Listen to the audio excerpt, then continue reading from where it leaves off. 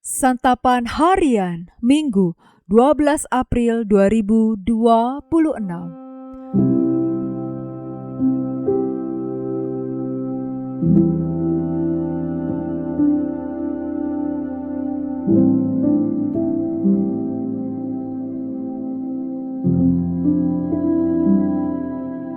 Inilah program Santapan Harian, sebuah program yang mengajak Anda menelusuri isi Alkitab, agar Anda menemukan makna firman Tuhan sesuai dengan konteksnya.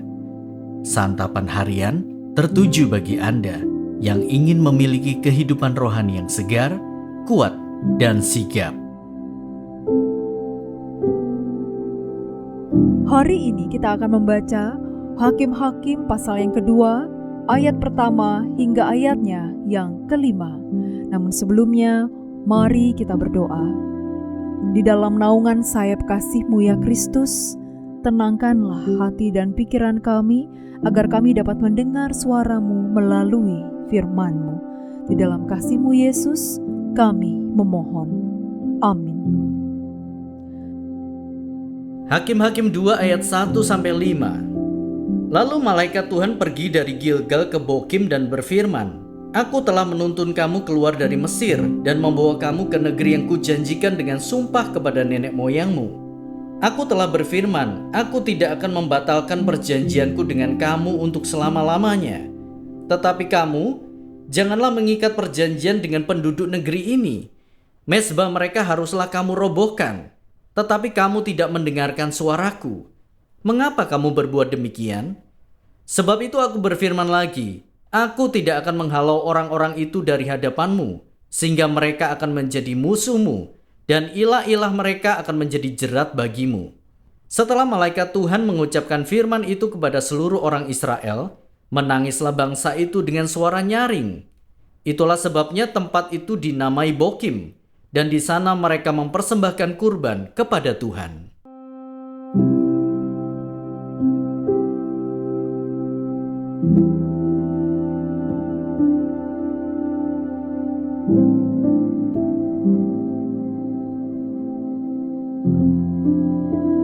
Sahabat Scripture Union Indonesia, kadang kita tidak takut melakukan apa yang salah jika kita melihat kebanyakan orang juga melakukannya.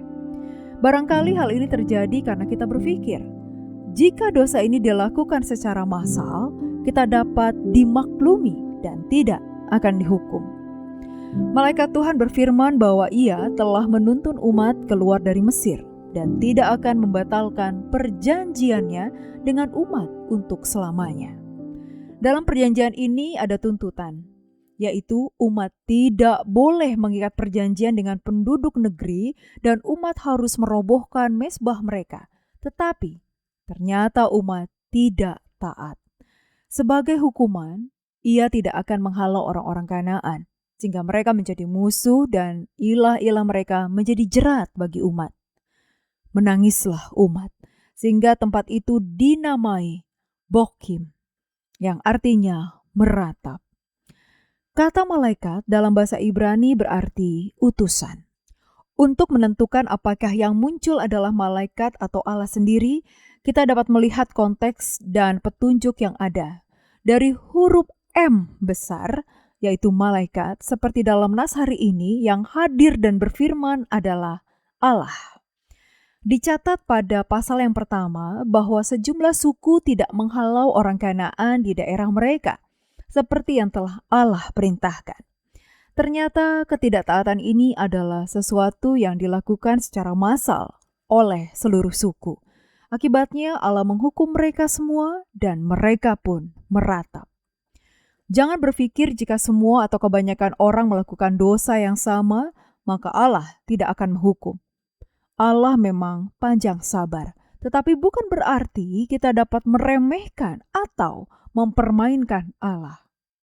Kesabaran Allah tidak dapat disalahgunakan menjadi alasan pembenaran diri untuk berbuat dosa, terutama dosa yang dilakukan secara massal. Ketika hukuman itu terjadi, semua orang yang terlibat dan turut bersalah akan mendapat hukuman.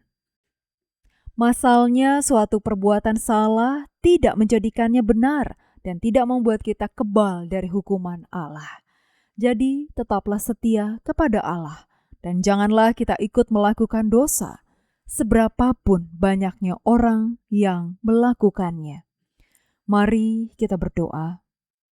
Ya Allah yang panjang sabar, kasih-Mu memberi kami waktu untuk bertobat, bukan ruang untuk bermain-main dengan dosa. Ajar kami gentar akan kekudusan-Mu dan hidup menghormati nama-Mu. Biarlah kesabaran-Mu menuntun kami pada pertobatan, bukan pada kelalaian. Di dalam nama-Mu Yesus, kami berdoa. Amin.